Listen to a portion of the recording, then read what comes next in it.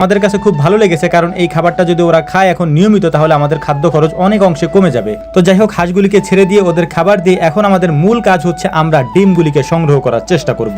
এখন যে হাঁসের ডিমগুলি আমরা সংগ্রহ করছি এগুলি হচ্ছে বেইজিং হাঁসের ডিম।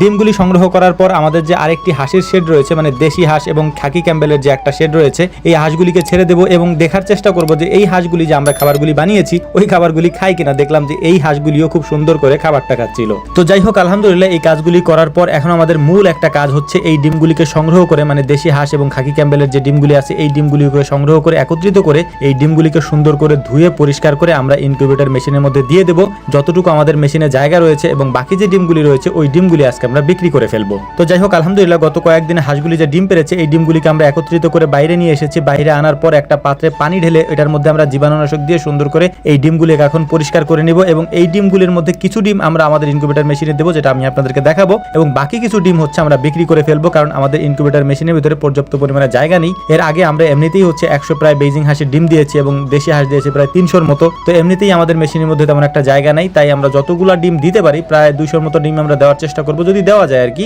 আর বাকি যে ডিমগুলি রয়েছে ওইগুলোকে সুন্দর করে পরিষ্কার করে আমরা বিক্রি করে ফেলার চেষ্টা করব ইনশাআল্লাহ। তো সুন্দর করে ডিমগুলিকে আমরা পরিষ্কার করতেছিলাম, পরিষ্কার করে তারপর আমাদের যে ট্রেগুলি আছে, মানে মেশিনের যে ট্রেগুলি আছে এই ট্রেগুলির মধ্যে সাজিয়ে রাখতেছিলাম, ডিমগুলিকে সাজাচ্ছিলাম আর মনে মনে একটা চিন্তা করতেছিলাম, আর সেইটা হচ্ছে যে আল্লাহ তাআলার রহমত বা আল্লাহ তাআলার কুদরত বোঝার ক্ষমতা আমাদের মতো সাধারণ মানুষের মাথার মধ্যে কখনোই আসবে না। আমি ভেবেছিলাম এই হাঁসের খামারটি হয়তো আমাদের শেষের পথেই, কিন্তু আল্লাহ তাআলার পরিকল্পনা একেবারেই ভিন্ন ছিল, কারণ আমাদের এখানে আগে যে পরিমাণ ডিম হাঁসে দিত তার থেকে এখন কয়েক গুণ বেশি পরিমাণে ডিম দিচ্ছে সব ধরনের হাঁসগুলি, অর্থাৎ বেইজিং হাঁস, দেশি হাঁস, যত ধরনের হাঁস আমাদের এখানে আছে সব ধরনের হাঁসগুলি আগের থেকে তুলনামূলকভাবে অনেক বেশি ডিম এখন দিচ্ছে, যা আগে এত পরিমাণে দিত না। এই জন্য আল্লাহ তাআলা শুকরিয়া আদায় করে নিচ্ছি, ইয়া রব্বি লাকাল হামদু কামা ইয়ামবাগি লিজালালি ওয়াজহিকা ওয়া আযীমি সুলতানিকা। তো আলহামদুলিল্লাহ আমাদের ডিমগুলি সাজানো কমপ্লিট। এখন এই ডিমগুলিকে আমরা আমাদের মেশিনের মধ্যে দিয়ে হিসাবটা করে রাখতেছিলাম যে কত তারিখে এই ডিমগুলিকে আমরা আমাদের মেশিনের মধ্যে দিয়েছি। এটা দেওয়ার পর বাকি যে ডিমগুলি এখানে ছিল এই ডিমগুলিকে পরিষ্কার করে সুন্দর করে আমরা একটা পাত্রে রেখে দিচ্ছিলাম। এই ডিমগুলিকে মূলত হচ্ছে আমরা বিক্রি করে দেবো, কারণ এখন